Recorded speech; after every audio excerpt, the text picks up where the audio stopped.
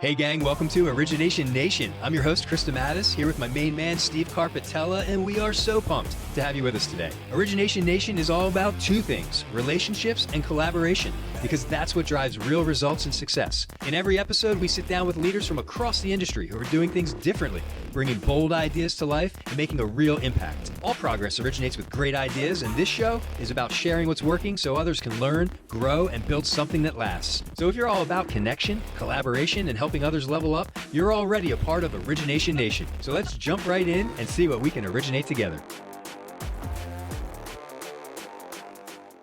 Hey everybody, welcome to Origination Nation. I'm your host, Chris Mattis. It's so good to be here. I'm stoked today. I have Mike Butterworth from RE/MAX of Barnegat Bay with me. Hey Mike, welcome to the show. Thanks for having me, Chris. Looking forward to it. Yeah, definitely, man. So, hey, for our listeners that don't know you, I just want to give a little bit of background. So I've had the pleasure of knowing you for a long time, but you're obviously an excellent real estate agent at RE/MAX Barnegat Bay. You're a team leader. You have a lot of experience. I believe you've reached the gold level through the New Jersey Realtors and the Circle of Excellence. So congratulations on that. And I think that's been multiple years, if I'm not mistaken. Yep. And I know you are born and raised at the beach and from Cape May, and have a knack for the Jersey Shore. You know it up and down. And then, again, I have personal experience with this and my clients. You are extremely reachable. I think you're even known in the business as Mike with your cell always on. You can reach you at 2:00 in the morning if we need to. Yeah, not that anybody should call you at 2 a.m. But I think that's a big part of your success and why you've been able to get to the point in your career where you have been. So again, welcome to the show, man. I'm excited to have a conversation with you today and learn what's driving your success. And let's just jump right into it, right? So I like to start these conversations off with a background, getting your origin story. So how did you end up getting into real estate? Were you always in real estate? Was there a transition? I think it's a great opportunity to share with the listeners how you got where you are today. Yeah, absolutely. And again, thank you for having me. Looking forward to spending some time with you and Informed Mortgage. And, getting into real estate for me was a simple move. I know that sounds funny, but my daughter, I was working in a corporate environment and I was working a lot of hours. And when I had my daughter, it really opened my eyes to spending more time locally, not necessarily home, but in the state of New Jersey and being there as she was born. And I didn't realize how awesome that opportunity to be close to home and spend time with my family and watching all those, firsts, happen. That was the initial, idea and the reason.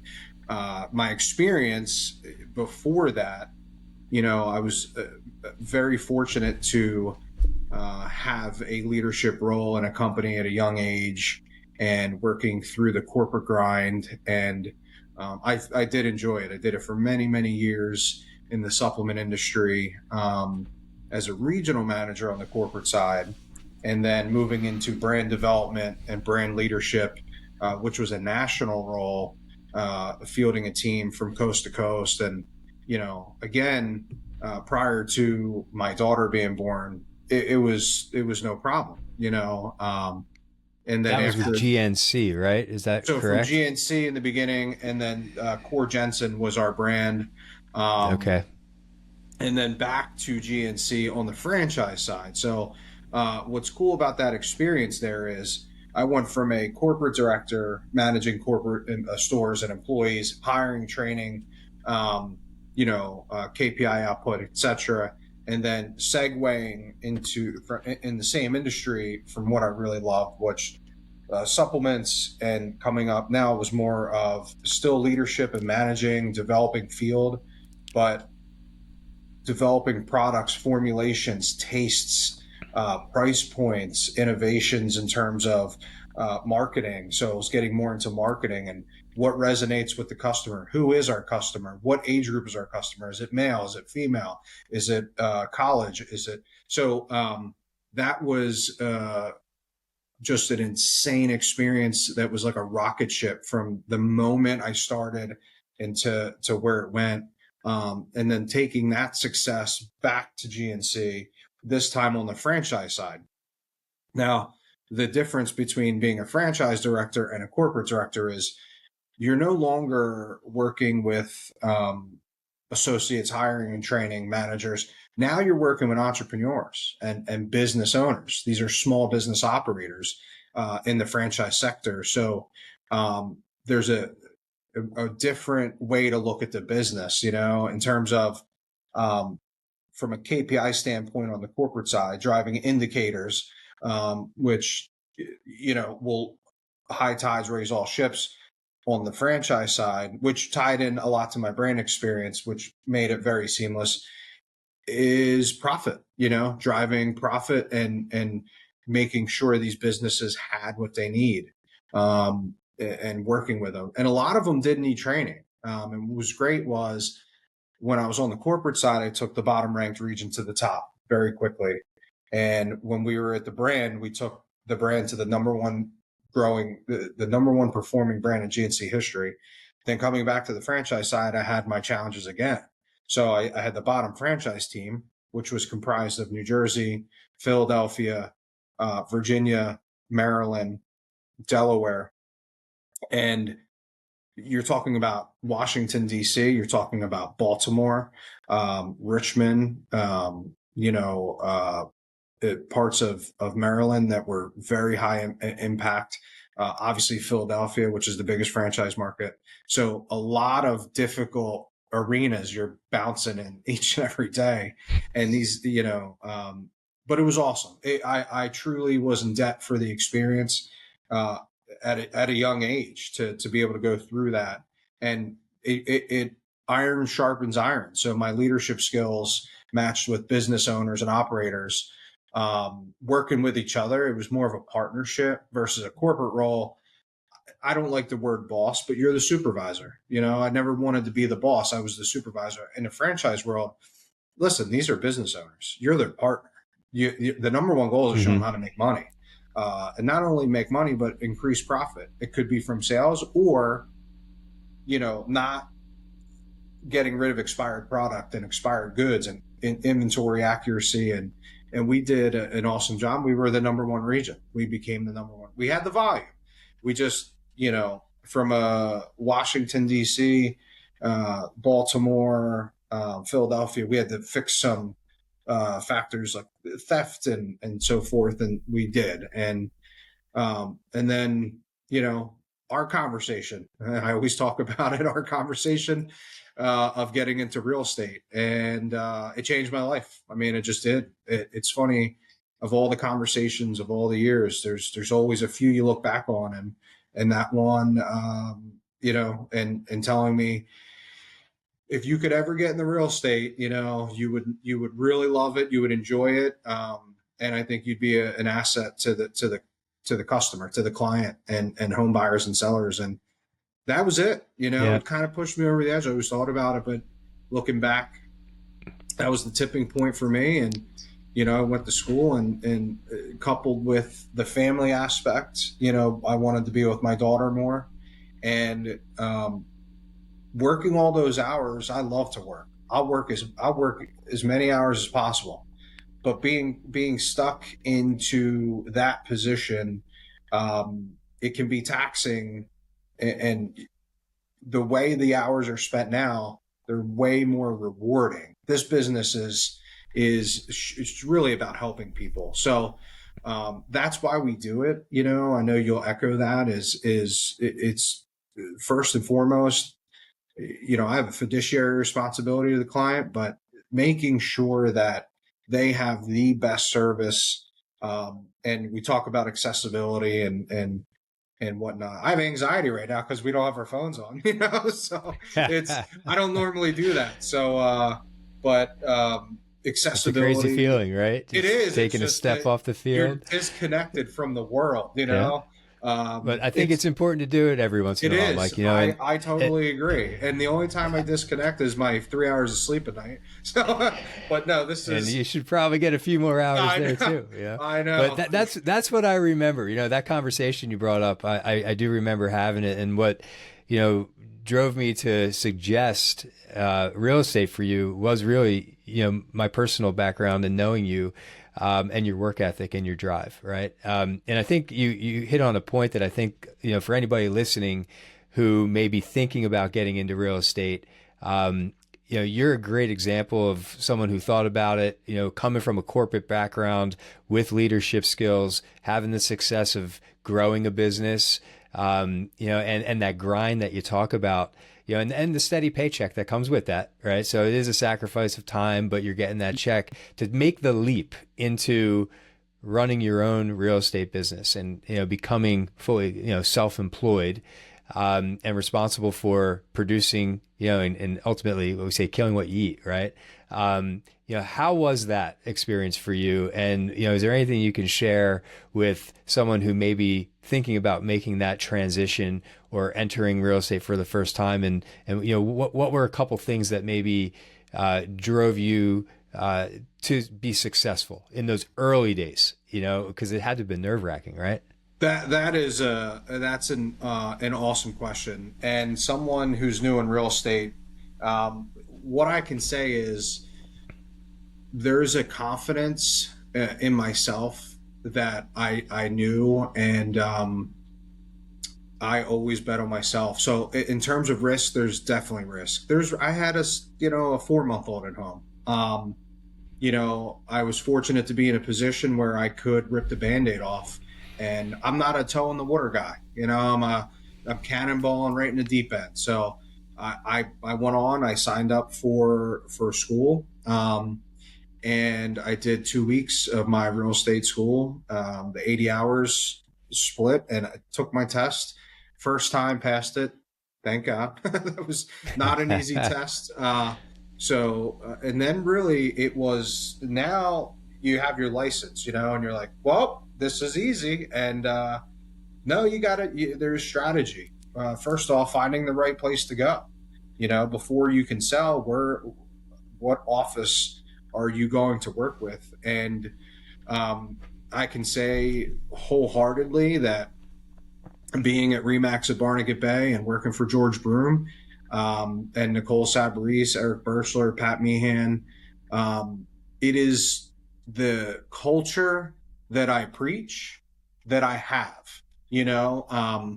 It's amazing to work for such good people. I think everybody strives for that. But from the moment I met George and sat down with him, he made it crystal clear, the expectation, which I love. I don't like gray. Give me the black and white.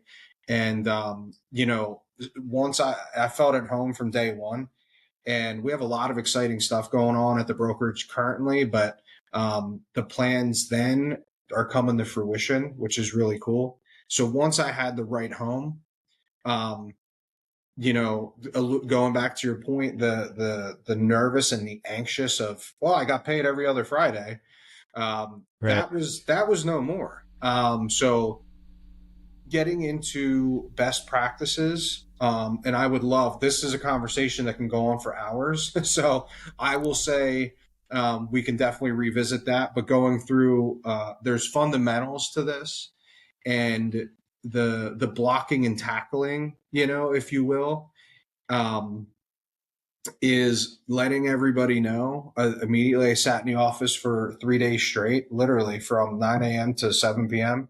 And I have an extensive network, not only in South Jersey, but in North Jersey, extending out to Southwest Jersey. I know it's South Jersey, but towards the Philadelphia area, and letting everybody know, standing on that hilltop and letting them know, anybody has buying or selling needs, I'm here to help. And going through your database, but that sometimes isn't enough, planting that seed, and then working your way down to other opportunities and including your partners, and coming up with ideas. The one thing that I do pride myself on is I'm a learner. I love when I can learn something. I'm a listener. I listen to a lot. Our office offers the just enormous tenure in this business. George, 55 years as a broker, Nicole, 35 years. And I can go down the chain, but I'm always on the phone. I'm always talking to somebody. I'm always learning. In the beginning, though, it was just paramount to hear what I had no shame. I'd pick up the phone and just be like, what are you doing for new business? And people would laugh at me because it's not something a lot of people do, but I'm a pen and paper guy. I will take, I have to have it on paper, and I would take notes, and I would say, man, this guy, he had a great year. What's he doing? Hey, can I buy you coffee? Can we, I swear this comes up all the time. I love what you always say. It's a contact sport.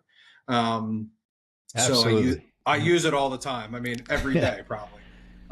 And that really resonated with me, obviously. So, as many people as you could bump into, and if you can just pick up one thing, just one thing, good or bad. I mean, sometimes it's good advice and sometimes it's not great advice. But I always try to take nuggets from somebody.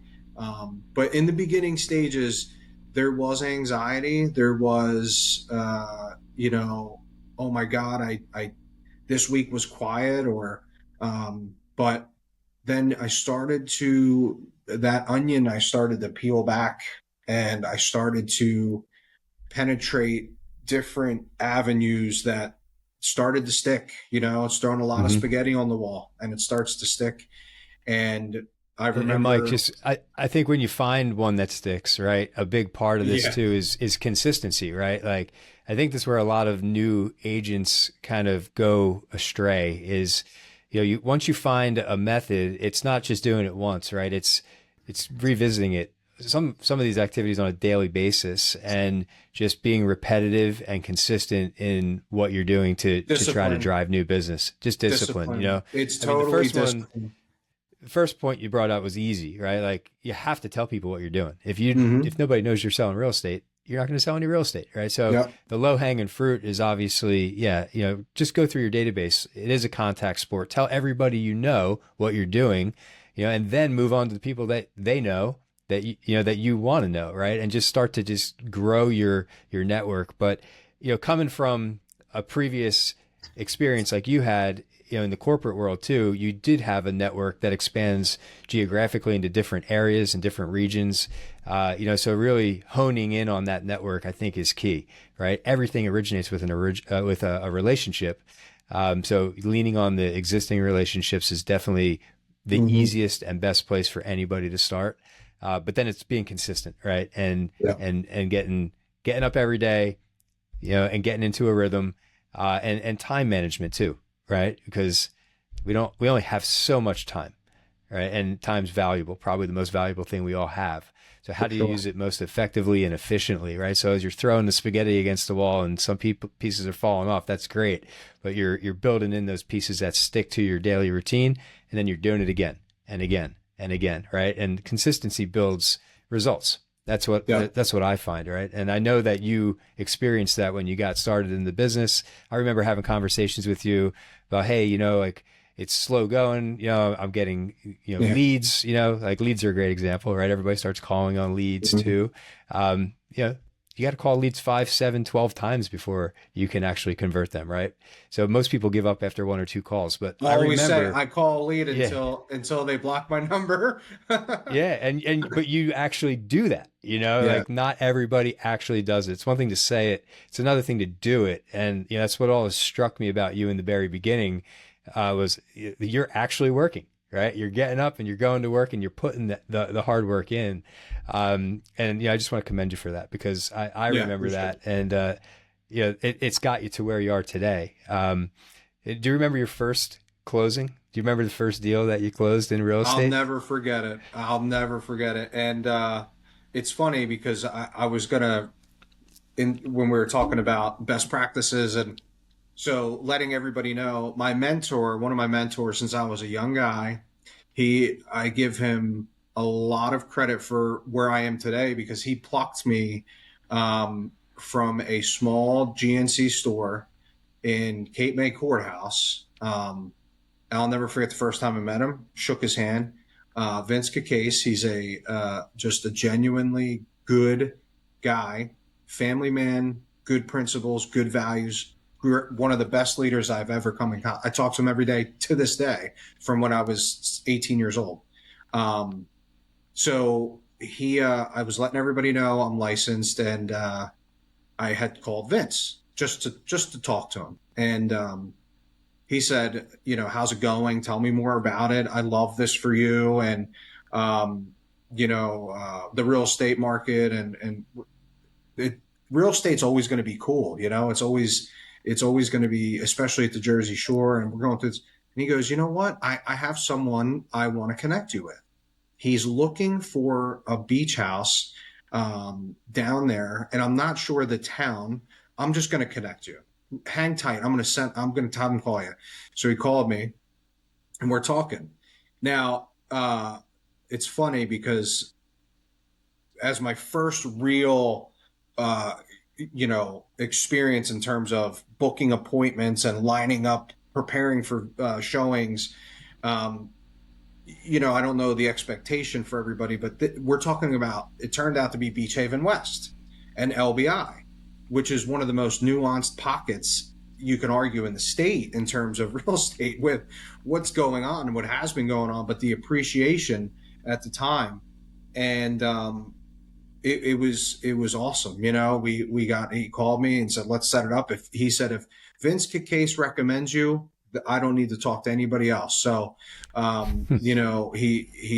we started looking, and my first closing occurred from the moment we met. 2 weeks after we were showing, and it was $765,000 home in Beach Haven West on Jenny Drive, and that was the springboard for me. That really launched my whole. I know it's crazy to say your first closing launches, but what the exposure from that individual who I still talk to every day. He's still on Jenny Drive, Bergen County, and comes down here. But that closed. Once that closed, I'll never forget it. We ended up selling that house. He bought the house across the street. We ended up it was the neighbor's house I sold. The neighbor loved the marketing and the language of the listing. So there is totally a snowball effect. And that one, I'll never forget it. Yeah, you never forget your first, right? Yeah. And but you said a few things which I think are really important, especially for listeners who may be getting into real estate or newer agents, right? Like, I know you to sell a lot of property in Beach Haven West, right? And it all started with that one, right? Oh. So, and you also said you still keep in touch with your client, right? And again, it's the relationship that you had. I'll say initially. This, not to interject. His biggest problem with me today, I don't make enough time for him. He wants me to hang out. And I tell him, at the time, my daughter was 4 months and now she's going to be 7. And, but he'll pick up the phone and call me, and he won't yell at me, but he'll say, you're so busy selling all these houses. You never take me out to dinner. And so, but that, yes, you're right. It is funny. That was the catalyst for the Beach Haven West. Yep. Yeah, and it'll snowball, right? The neighbors saw, the recommendations that he makes, and you got yourself into that particular market. But yeah, it's really the relationships. It started with one relationship, led to another. You keep in touch. We talked about time. Like, obviously, if only we had more time, right? Keeping in touch with our clients is tough. I'd love to take them all to dinner all the time, but it's just impossible, right? We do have technology nowadays that will help with that. We talked a little bit about AI and how that factors in really to the whole industry. So let's pivot onto that for a second. I mean, as far as artificial intelligence, I'm using it literally on a daily basis. And over the past few months, it's just snowballed. It's infiltrating every aspect of our business. Do you see it infiltrating the real estate business as well on your side as a real estate agent? Yeah. So there's we've always been in a digital world, especially the last 15 years, in terms of stimulation with sound and videos, Instagrams and the Facebooks. And it's funny as you kind of glance over the news and you see this, not go in detail, but you used to hear about it, and now the exposure and, to your point, just the stronghold it has in our day-to-day principles and disciplines. Like, when I go to list a home and put it in the system, you can actually pull up Chat GPT and just give it the characteristics. And I'm talking just the basics. You don't even have to say colors, bedroom count, bathroom count, basement, garage, waterfront, non-waterfront, and it comes up with a beautiful, it's just the language that it just, and I'm talking instantaneously within 5 seconds. Right. I had to cut it down because it was too much for the MLS. Too long. And I was beside myself that here I am brainstorming my own listing language for the public to read on Zillows and our real estate systems. I could just tell the ChatGPT and it'll give me back an hour of my life. But I do think the convenience is the desired result, but it's becoming more and more, and it's just beginning, Yeah, I find it frees up a lot of time. Again, Yep. it's a common theme. We'll keep coming back to time, right? Time's so valuable. And it does make things real easy. I mean, you can load, like you said, you can even throw the address in there. You can look at images of the home, with VO3 and other technologies that are releasing. It can create, beautiful listings and give you more time back. But as far as, your role as a realtor, like, I hear people say all the time, Chris, your job's going to be completely automated one day. We're not going to need lenders. We're not going to need real estate agents. We're not going to need attorneys, right? Like, everything can be done online with AI. I don't agree with that 100%. I think there's still always going to be the need for human interaction. I mean, we're humans, right? We just want to interact and trust one another. In all of our industries, there's also the guidance, right? You can read and learn as much as you can online, but there's still that human element that is so critical to planning and structuring what is oftentimes, someone's largest investment and purchase of their life, right? So how do you feel about that? I mean, do you fear AI on any level, or do you just see it as a complement to what you do? I'll say what a client said to me a couple weeks ago. We were having a conversation, actually had the TV on in the background at his house, and we were going through it. And, he'd bought this house 5 years ago. So I've known him well and we talk a lot. So he's ready to sell. And the AI conversation was on whatever news station in the background. And he asked me what I thought, and I thought it was funny, and to have this conversation. And he goes, I'll be honest with you, flat out, I will never complete a real estate transaction without you by my side, and then he goes on that people buy from people, and it was a really nice, and he had a lot of great points that this is a people business. I'm not discounting what a robot can do and can't do, but there's a personal touch to it, and it was funny to hear him say that, and you just made me think of it because people do buy from people, and they want to be helped a certain way, and they want to be comfortable. This is not an industry with buyer's remorse that you can just take it back to the store when you don't like, if you don't like it. There's a confidence there in the way I guide a transaction and assist the client to ensure smooth marrying timelines, making sure we hit contract dates, whether inspection appraisal. So do I see it as a replacement? I don't see it as a replacement. But we'll go back to what it's helpful for, and it helps me with time management. There's things that I use it for, but I don't see it totally putting us to the back seat. Yeah, me neither. Yeah, I think it is definitely a tool that saves a lot of time and can be used. My kids are using it in school now. It's amazing. And they're teaching the kids how to use it intelligently and responsibly, to help learn more, but not replace and not cheat, right? But it's definitely an interesting time, and it's exciting too to see. I feel like every week something new comes out, a new bell and whistle, AI related in the industry. Do you remember when the first time you got a text message? It was like, oh my God, I remember because on my flip phone, had to figure out how to do it. I was at a time I wasn't in the pager era.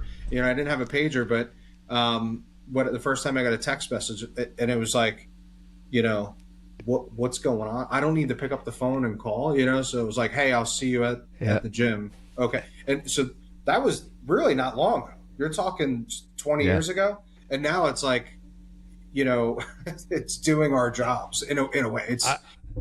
I remember sending my first text message, just thinking to myself, this isn't going to catch on. This is never going to catch on. Or this is dorky. Like the T9 texting. I don't know if you remember that, but it was like it was challenging. Like nowadays, it's hard to get anybody on the phone. Everybody wants to text. It's all it is. But I go back to this business, real estate lending. It is a contact sport too. So and people do like it when I call them. I make a point to pick up the phone and call my clients. I might not be able to take them all to dinner, but I can send them messaging through AI. We have platforms that automate communication and email, but there is something to be said, and I get told a lot, you know what, thank you for picking up the phone and calling me. It's nice to hear your voice. Ask them how life's going. And again, maintain the relationship, right? Like that's the name of this game. It's not just, hey, let's work so hard to find a transaction and close it and move to the next. It's like, no, that transaction is a person, that's a customer, a client, it's a relationship. And you have to nurture relationships or else they'll wither on the vine. Well, it's funny, right? Because with that being said, my team mantra is never a transaction, always an experience. This is not a transactional business. If someone's in this business as a transaction coordinator, you're not going to make it. You're just not. You have to enjoy the personal side of it, and delivering the experience. I always pride myself on. I absorb so much work. People think that I'm actually kind of nuts, because from doing inspections or COs, or don't worry about that, I'll do it, but it's just a great point that this is not a transaction. It's an experience, and it's a big one. It's a big experience. Yeah, it's a big experience, and it's something that buyers and sellers don't do every day, right? Like, we may be busy and have multiple transactions close every month, but the buyer and seller are doing this. I don't know what the average is. You probably know better than me, but I think the average home in New Jersey is probably sold somewhere between every 9 to 15 years, depending upon the I would area. say 6 to 8. Yeah, 6 to 8. Yeah, it might be even a little less. Yeah. Point is, not every day, right? Right. So we have a lot of wisdom and experience to impart in that transaction. It's also an emotional transaction. Buyers get stressed, sellers get stressed, the contracts, the timeline. So, that's that big part of the human aspect that I think AI or technology will never be able to replace. But it's a big part of what we do, right? Like create that positive experience, maintain the relationship, and generate the referral network that will help you build your business. And you've been very, very good at that. Again, getting into the business, I remember you started with leads, but as time goes on, you kind of get away from those leads, right? And you start to get referrals from your network and your database where you don't need to rely on the leads anymore. And I know, especially the RE/MAX agents that I work with, I mean, you guys are, cream of the crop over there. RE/MAX Barnegat Bay is one of my favorite agencies to work with because it is a group of professional agents that are experienced, and that see the value in relationships. But, let's just talk for 1 second about leads, right? Because I know real estate agents still rely on them. I know you still rely on them too. Then it's not something you should turn your back on. But, for a lot of agents, and I'll give you some perspective real quick as a lender, right? I've been referred buyers from real estate agents that they met on the internet through a Zillow lead or a realtor lead. And I've invested my time in pre-approving and qualifying them. And they don't always buy right away, right? A lot of them will go back into the market and search for another house. The first one didn't work out. I always assume that they're working with the same agent that referred them to me. So a lot of times when they do find a house a month from now, 2 months from now, 3 months from now, and they ask me for that pre-approval letter, I said, yeah, sure. I'll get it right out to you and I'll copy Mike. And I hear a lot, oh, I'm not working with Mike on this one. Like, oh, what do you mean? Mike put me in touch with me. Oh, no, that was on this other house. This is a different one. I clicked on the different agent on this Zillow. It was at a different agent. And so I find that buyers a lot of times are confused and thinking that, they are just jumping from house to house, agent to agent. And I see that as a missed opportunity with a lot of agents and not solidifying their role and locking up that relationship with that potential buyer on that first phone call. So can you share some of your thoughts or insights on that and your experience and how you've been able to convert your leads to actual relationships and ultimately business? Yes. Well, the first thing what comes to mind with leads is speed. Speed is key. Again, we don't have our phones on, so, but when a lead comes in, my typical response time is probably 15 seconds. I know it sounds crazy, but I immediately view the property while I have them on the dial. And, I try to immediately connect with them and build rapport. Once you connect with them, building rapport is everything. There's a way to engage with them initially. You want to ask the right questions about putting their best interest first. So typically, talking about where they are with the financing, because you cannot look for a home without knowing what you can borrow.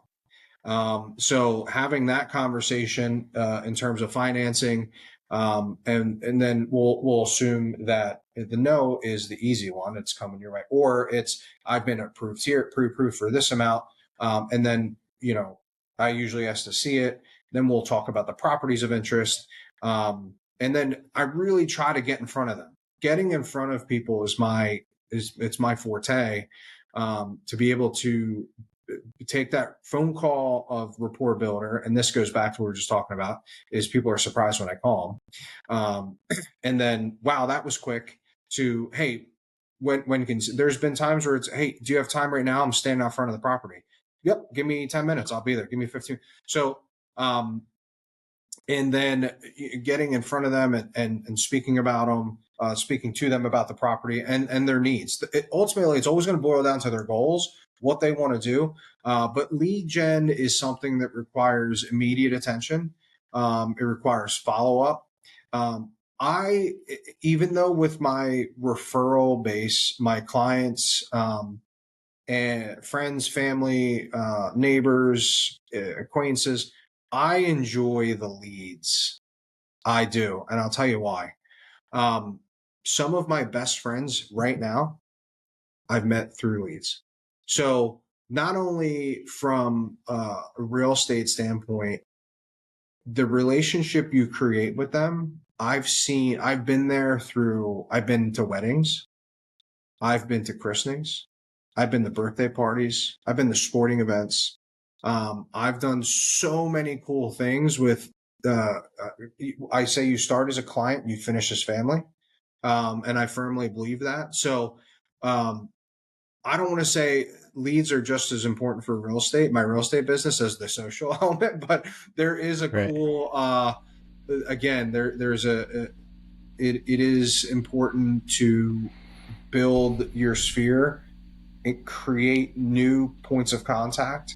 To me, it's more to create friends and people. We'll do events, we'll do a happy hour with a local, maybe in Tinton Falls, we'll go to Baseline Social and and drinks are on me, guys, from 4 to 6. And, there's those little things, but you create a new point, like a newer lead or client will come. And there's leads I've talked to for 3 years. We haven't bought a house, but guess what? Right. We're still friends, so Yeah. you Yeah. gotta treat each one like a fingerprint.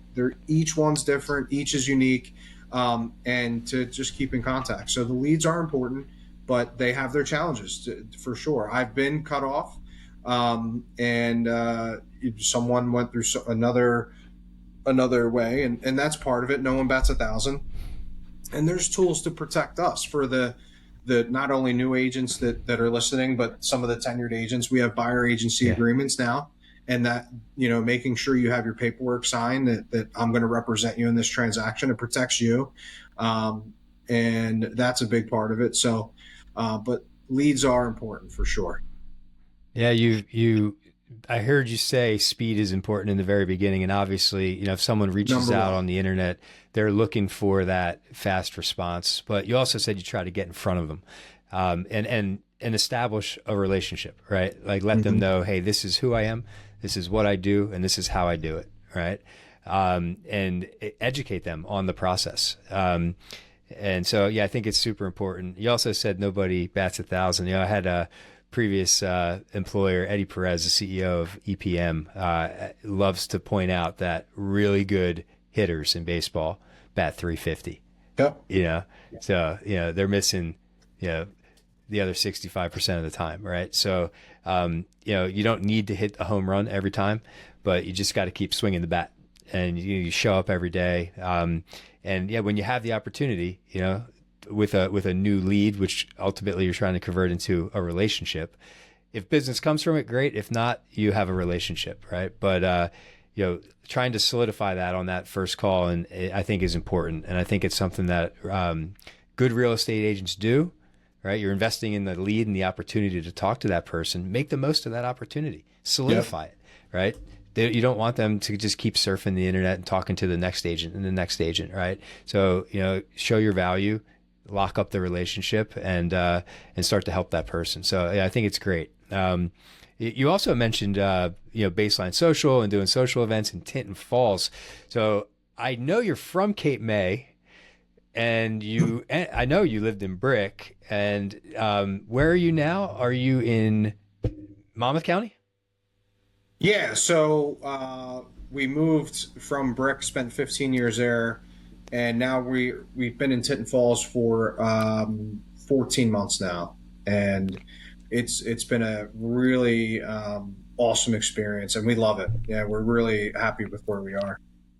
I love Monmouth County. I live in Ocean County, LBI, Manahawkin area. Love it. Mm-hmm. After I went to Rutgers, I spent 2.5 years in Red Bank with my first post-college house with some of my buddies. What a great place to live when you were 22 to 25. Oh.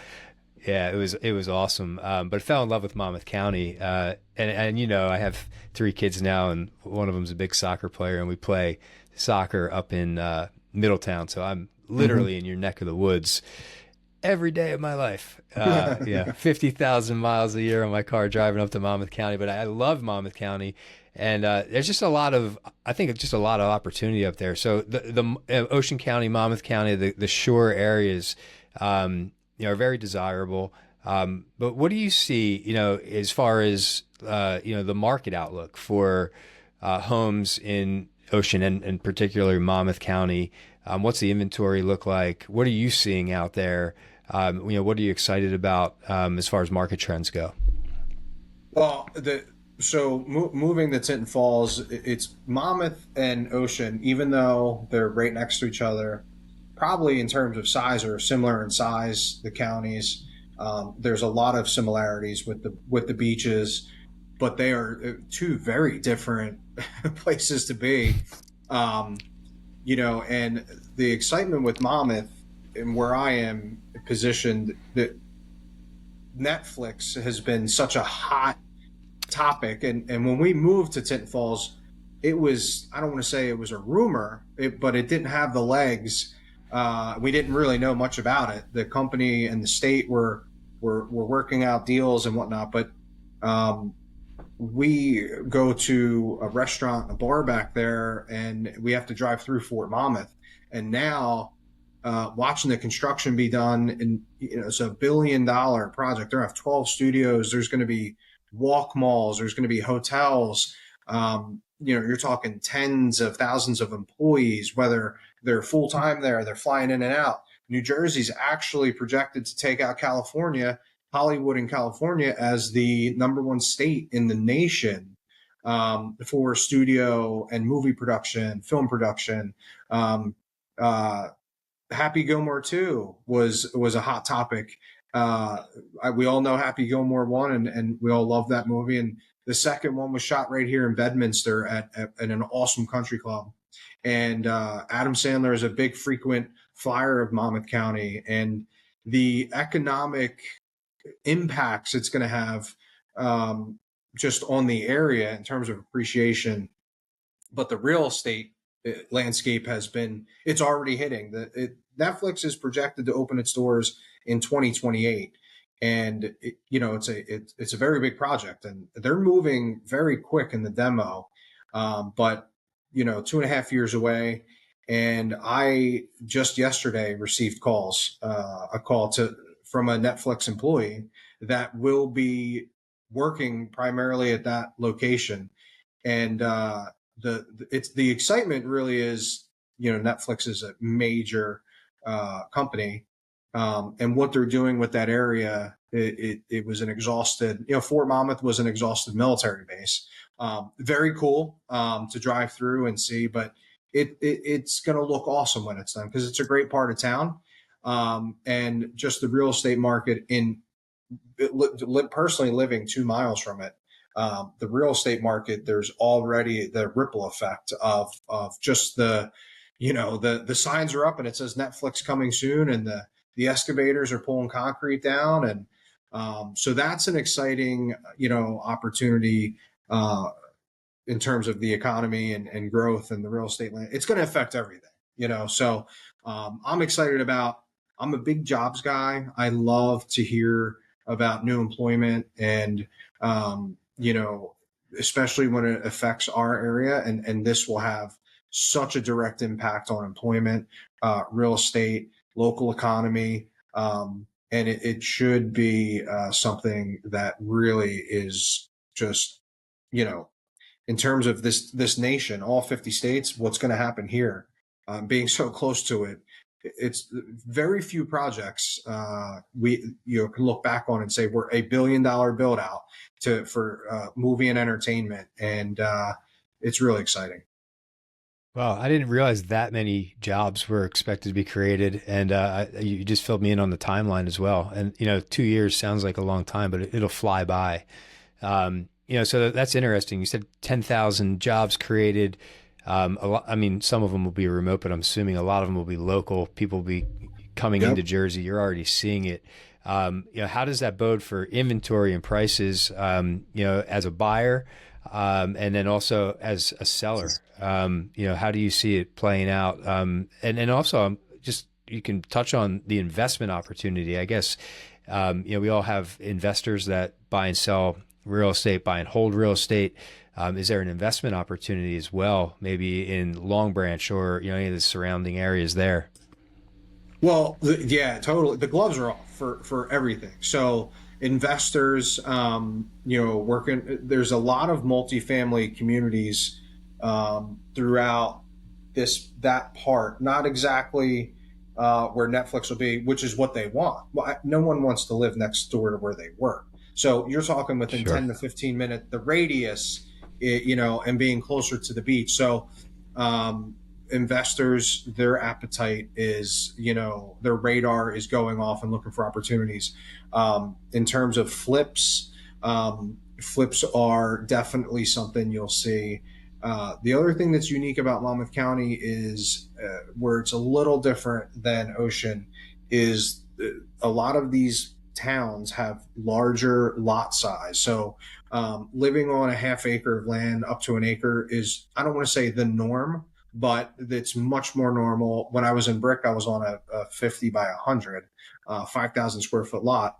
versus up here a 200 by 180, so that is a huge talking point for people that are looking in the Tinton Falls. Again, Red Bank serves a great purpose for the youth, and there's different co-op communities, the Riverside Tower, great restaurants, and that whole area, the way it's laid out, is great. But the single family homes have been appreciating.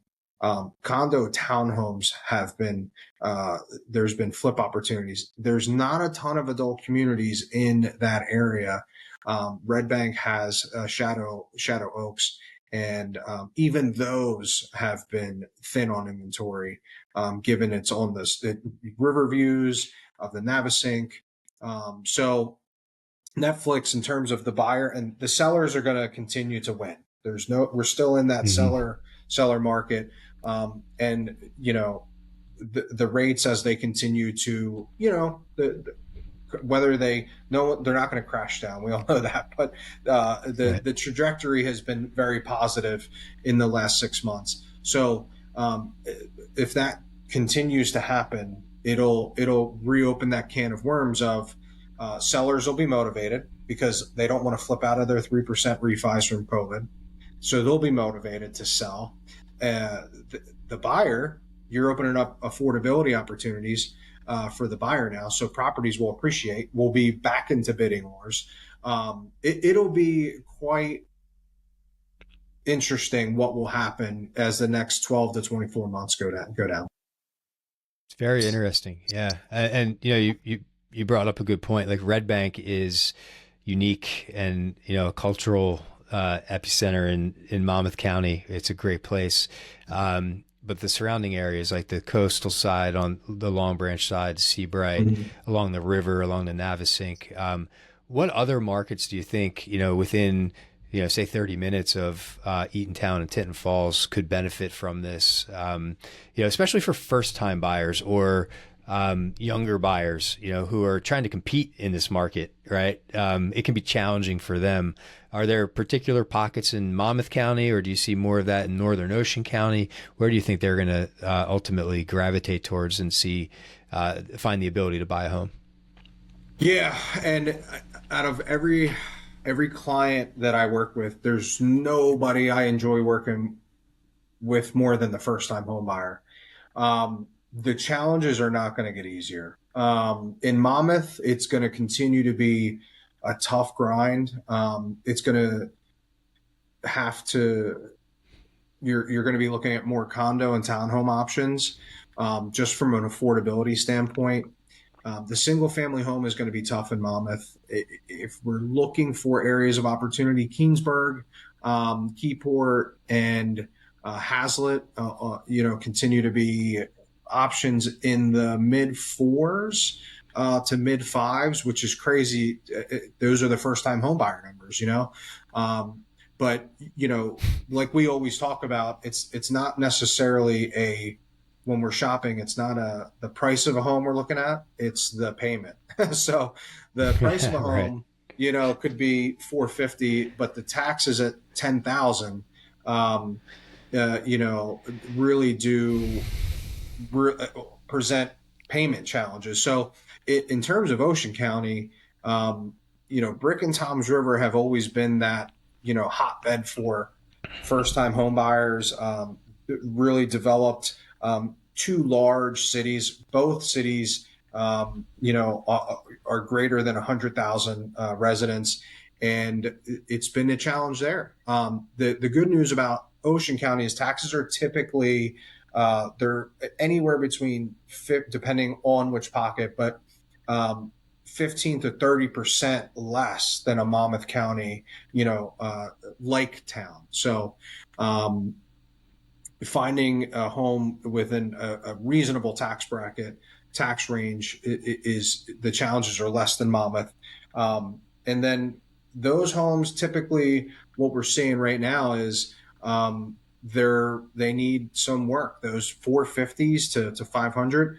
And that's where our challenges are really happening. It's not the price, it's not the payment, it's the move in and work to be done. So in terms of first-time home buyers, and the good news is, if you're in Brick, you're only 30 minutes from Tinton Falls. It's really not a long drive. So I encourage a lot of my first-time home buyers from the area, open up and northern Brick, even southern Brick, Toms River, even Lacey going down to Forked River, those pockets, it's there. Barnegat is always an option. You're 45 minutes. It comes down to always what's the client comfortable with in terms of commute, and then payment, and what the characteristics of their home, and so on. Yeah, I think venturing a little further south definitely opens up opportunities for first-time buyers. Yeah, and look, I commute every day to soccer practice, 50 minutes, to Nut Swamp Elementary School in Middletown. So it's not that far, and it's just a great area. These two counties, there's so much opportunity within them. They're also close in proximity to New York, Philadelphia. You can hop on the ferry in Cape May and get down to Delaware if need be. So it's a really attractive place. Rates, interest rate wise, we hope that interest rates move lower. We've been stuck in this, I call it 7% average range for over 3 years now. We just tried to break out last week and we got rejected yet again, right? So fingers crossed that we see some affordability open up as well. Ocean County too. There's a lot more 55 and older communities in Ocean County. So do you see potential families selling, as people age, right, as they go through different stages in life, taking advantage of this opportunity to cash in, sell their home that's closer to the beach or closer to the opportunity areas in Monmouth County and move, to 55 and older? Because there's got to be an opportunity for them to get top dollar right now, right? A lot of these homes too, especially if they've been purchased 10, 15 years ago. The one thing I see everywhere, I think even nationally, we're sitting at about close to 50 LTV. Every homeowner has a tremendous amount of equity. Mm-hmm. So that's got to be another opportunity as well, probably for people in their later years to sell and relocate and downsize, right?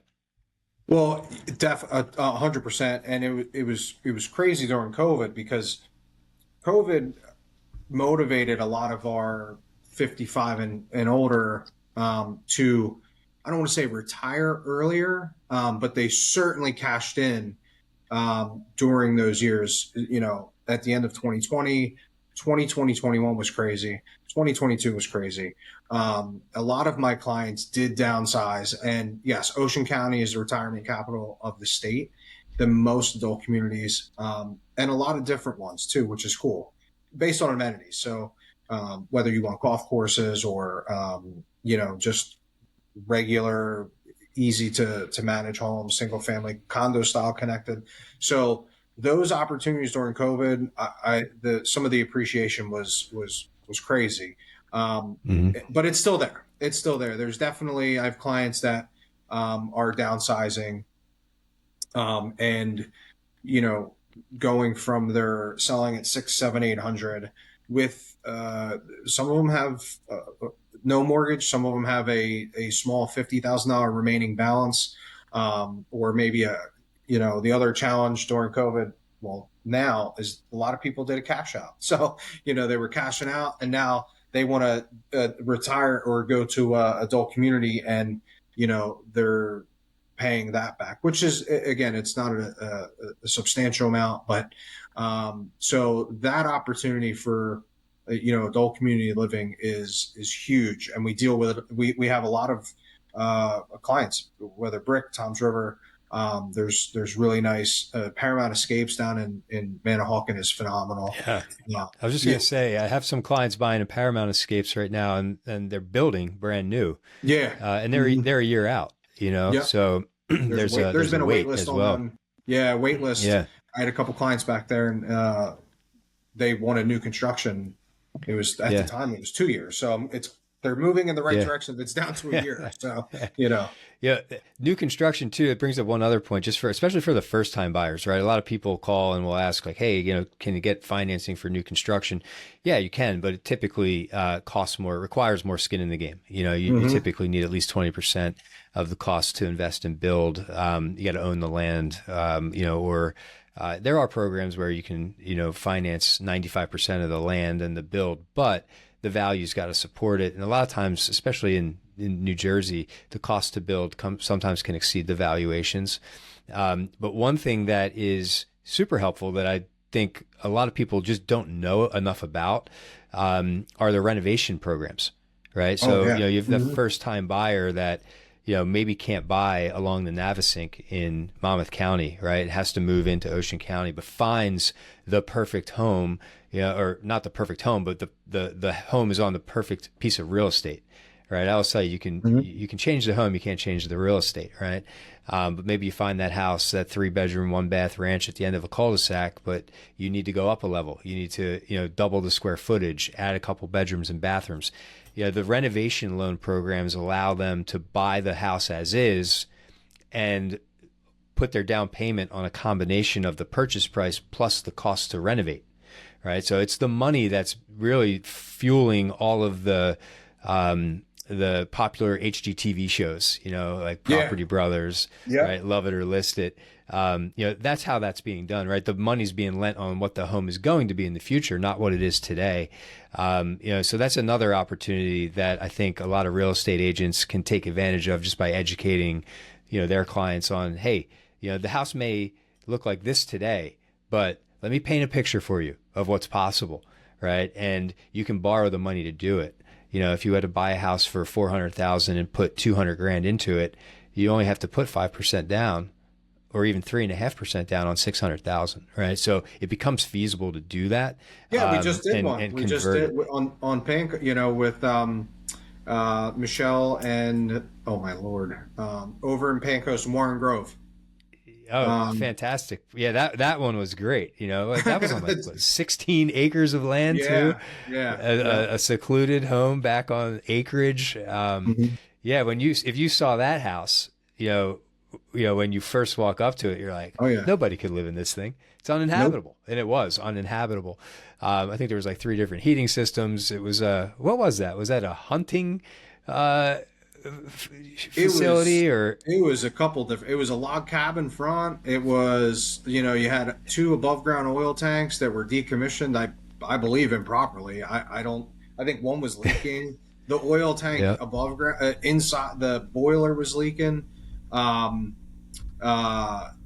was a great. Not only that, there was 40 plus offers on the house, and we managed to get it. We won it, which, it was just, it was a crazy from start to finish, but, the client going in and having his vision, and his wife, she didn't really see it, but, with your communication and walking through and saying, this is what we can do, this is what we can do, this is what we can do.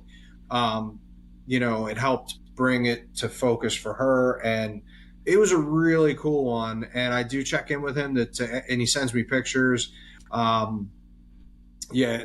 one, but that program that property was tailor-made for that program, Yeah. And that was a big one, right? Like not all homes are, old hunting lodges with log cabins and kerosene and oil tanks, but that is something that these programs can fix. Like we were able to finance that, right? We were able to turn that into a beautiful residence. But you could just simply have a home that's dated, right? Like my brother bought a home that was, hadn't been touched in probably close to 40 to 50 years, put in new floors, new kitchens, new cabinets, new roof, new windows, and totally transformed it, right? So again, a lot of people watch those HGTV shows and they always wonder, like, how do the people pay for that? It's the renovation financing. So like as inventory remains a challenge, we're seeing an increase in those reno programs, and they can be super helpful especially for first time buyers. But Mike, this has been absolutely fantastic. I want to be mindful of your time. We're up at an hour here, but I really appreciate you sharing your insights in the market, and what has helped you drive success for our listeners. If they want to reach you, we'll make sure we put your contact information down below as well. But yeah, is there anything that you want to share with us as we close out the hour here and impart your wisdom upon any of our listeners and watchers? It has been awesome, and I appreciate the opportunity. And two things: anybody can call me at any time, whether buying or selling, or just a conversation, or an agent that needs help from a different agency. My phone's always on, and if I can help, I will help. That is just how I feel as a person in life. If there's something that I can do to empower somebody or help them, I'm here. And the last thing I will say, a bit of a Butterworthism, if you will, is discipline beats motivation every time. But it's nice when motivation's coupled with discipline. So your disciplines will carry you much. I wake up every day motivated. I thank God for the ability to have the motivation in me. And coupled with my discipline, we're building something really cool out here together. So I appreciate the opportunity and having me on. I look forward to the next one. And anybody that needs anything, just give me a shout. All right. Yeah. Thank you, Mike. You are definitely one of the most motivated people I know. And I wish you nothing but continued success in your real estate career. And I love working with you, man. So everybody, thanks for tuning in. And until next time, just stay connected, stay informed, and keep originating. We'll see you soon.